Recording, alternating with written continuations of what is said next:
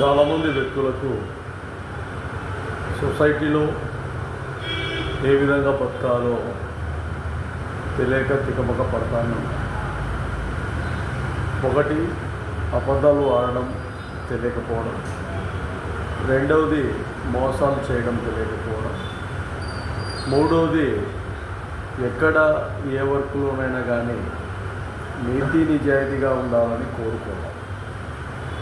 ఇలా బతికేటప్పుడు చాలా కుటుంబాలు ఈ రోటికి కూడా ఇంకా ఇబ్బందులు గురవుతానే ఉన్నాయి. ఈ విధంగా బతకడం నేర్చుకున్నాక వేరే ప్రత్యామ్నాయంగా వేరేది ఏం చేయలేదు.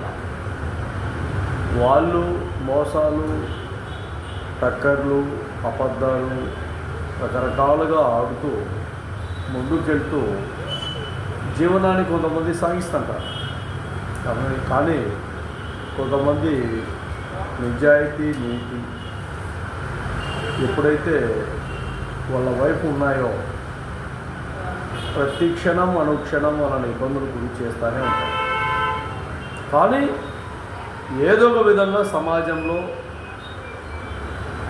బతకాలి అన్నట్టు ప్రతిరోజు వాళ్ళు చస్తానే ఉన్నారు, మళ్ళీ బతుకుతూనే ఉన్నారు, చస్తానే ఉన్నారు, బతుకుతూనే ఉన్నారు. కాలక్రమేణా